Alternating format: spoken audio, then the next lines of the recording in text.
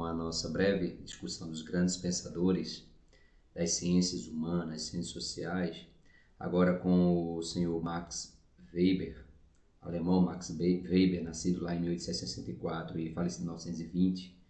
Esse teórico deu uma grande contribuição para as ciências sociais e humanas, pois as suas ideias estão distribuídas em diversos campos, como a sociologia da religião, a economia, no campo da geografia, da história, enfim. É um grande pensador que escreveu grandes obras, dentre as principais nós temos aí Ética Protestante, o Espírito do Capitalismo.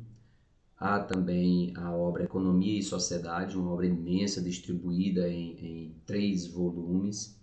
Há também Política e Ciência, 2 vocações, certo? São grandes obras desse teórico. Max Weber, de certa forma diferente de Karl Marx, assim como também de Emil Durkheim, esse teórico ele tinha no seu objeto de investigação a ação social com sentido, que para esse teórico havia 2 grandes categorias de ações sociais. O que motiva, o que impulsiona os indivíduos a agirem em sociedade?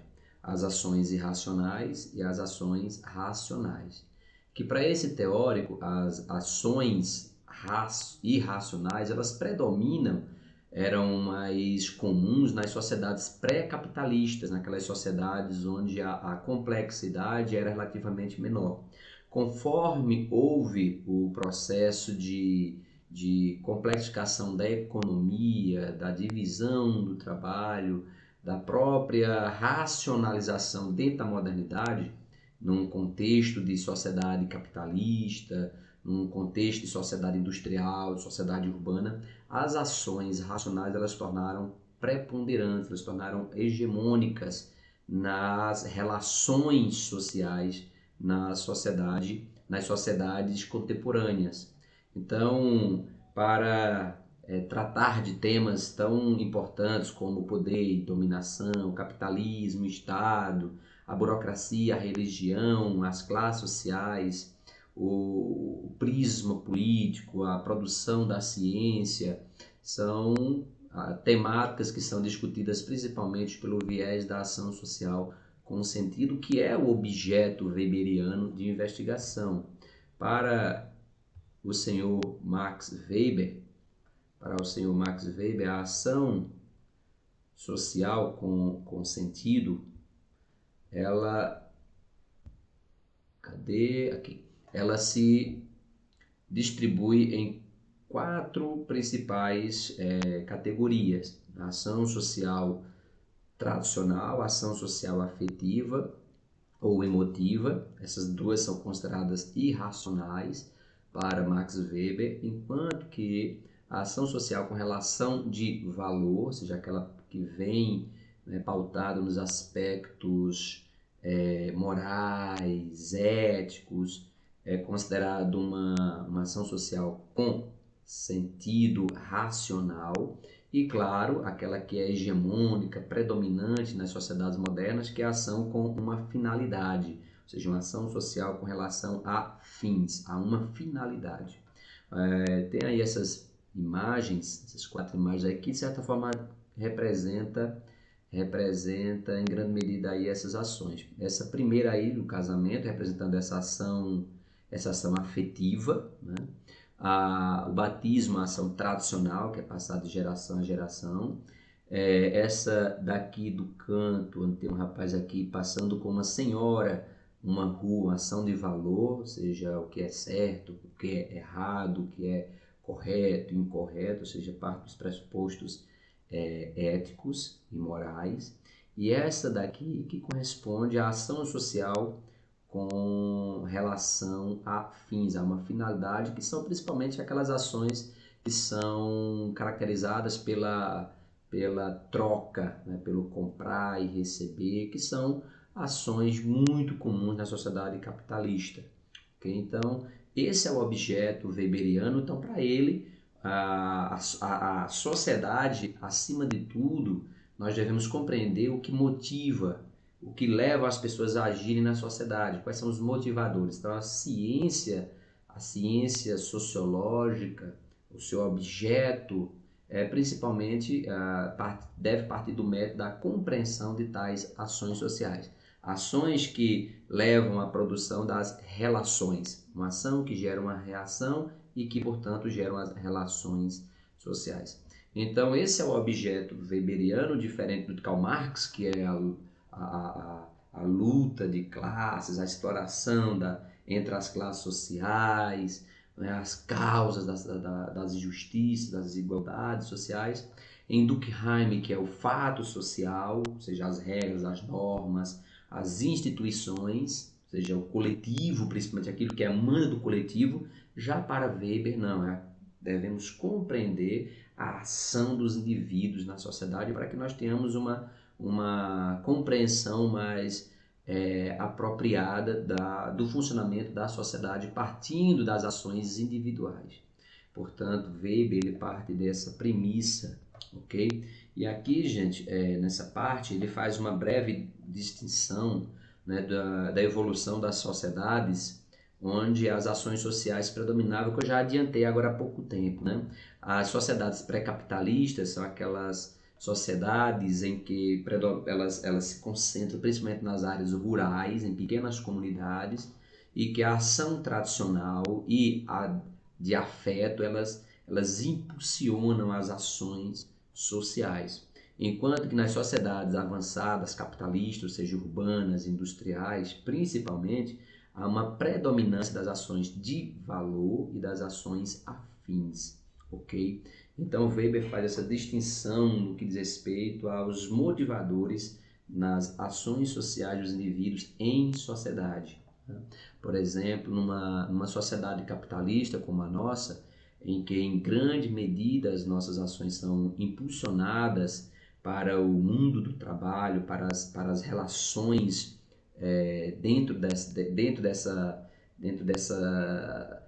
perspectiva, né, do trabalho, nós somos impulsionados principalmente pela ação afim, ou seja, nós nos planejamos, nós temos um planejamento das nossas ações, o que nós queremos alcançar com tais ações. Isso vale para muitas outras situações, para diversos outros campos da sociedade, claro, não apenas para o trabalho, mas principalmente no campo do trabalho, ok?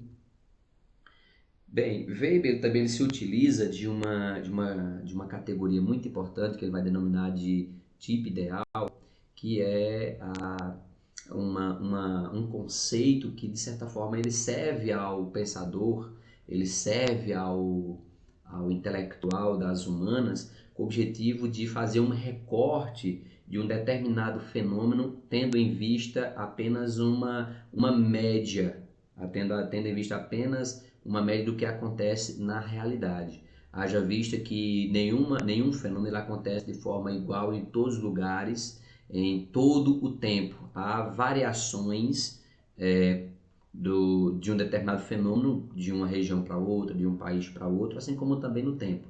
Então, o tipo ideal ele é muito mais uma categoria que serve apenas para aprender o fenômeno apenas em uma certa limitação. Por exemplo, o conceito de capitalismo. Não só existe o capitalismo, o capitalismo não é o mesmo ao longo da história, mas nós temos alguns fundamentos que são importantes para compreendermos o capitalismo, como por exemplo a sociedade de classes pautada na propriedade privada, é uma sociedade em que as ações sociais buscam constantemente o lucro, mas se nós olharmos para o longo do tempo e para as diversas regiões do mundo, vamos identificar vários tipos de capitalismo. Isso serve para diversos tipos ideais, ok? Então Weber ele vai buscar compreender o que levou o capitalismo, esse modo de produção, a evoluir, né, ao longo do tempo. E veja que nós estamos falando de fins do século XIX para início do século XX, principalmente no século XX, quando ele escreve a obra Ética Protestante, o Espírito do Capitalismo, a primeira edição entre 1904 e 1905, a segunda edição já muito próximo da morte dele, em 1919, 2020, já, né, faltando poucos meses para o seu falecimento, ele traz umas notas de rodapé e traz outras informações interessantes na obra, no qual ele tenta identificar o que fez com que o capitalismo evoluísse ao estágio que ele presenciou lá nas primeiras décadas do século XX. E aí ele vai apontar para a ética protestante, principalmente de cunho calvinista, que é aquela que considera uma grande importância do trabalho, né, inclusive para a doutrina da predestinação, né, ou seja, quem são os predestinados por Deus, quem estão predestinados à salvação, ou seja, aqueles que progridem, aqueles que têm o progresso na vida terrena, e se dá, claro, pelo trabalho, um trabalho racional, com o objetivo de reaplicar os ganhos, com a meta de fazer crescer o patrimônio. Então isso é o espírito do capitalismo identificado por Max Weber, né, nas suas investigações sobre a evolução da sociedade capitalista e desse modo de produção que exige constantemente a evolução, que exige constantemente o progresso. É um modo de produção que não suporta a estagnação. E claro, a engenharia, a administração, a contabilidade, o avanço tecnológico, todos esses fatores deram grande contribuição para o desenvolvimento do capitalismo enquanto modo de produção e que, sem dúvida, para Weber era o seu maior objeto, né? Compreender o capitalismo, que é fundamentado nas ações sociais racionais, principalmente racionais. E claro, tendo como principais instituições o Estado, né, quanto uma instituição burocratizada e que detém a legitimidade da violência. Só apenas essa instituição tem a legitimação da violência na sociedade moderna. Então Weber vai fazer uma análise bem interessante sobre o Estado na obra Economia e Sociedade, no qual ele vai inclusive tratar dos tipos de dominação que existem na sociedade, né? Que tipos de dominação para fundamentar a sua teoria política. Ok? Então, para Max Weber, nós temos a dominação tradicional, que é aquela exercida, por exemplo, pelos pais, mães, padres, pastores, professores, ou seja, passa de geração a geração, né? Os tutores. Nós temos também a ação carismática, que para Weber é aquela que, de certa forma, ela depende do convencimento, há um poder sobre a pessoa, muitas vezes extramundano, no qual tem o poder de convencer, de atrair seguidores, pessoas, né, para a sua dominação.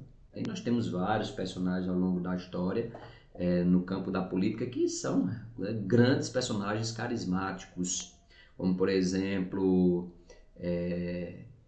Hitler, Mussolini, Fidel Castro, vamos lá, Fidel Castro, Getúlio Vargas, Juscelino Kubitschek, Mao Tse-tung. Mais recentemente nós temos figuras como, por exemplo, Lula, né? São personagens carismáticos. E aqui eu estou apontando para vocês tanto personagens da direita quanto da esquerda, né? Dentro de uma perspectiva mais ideológica, tá certo?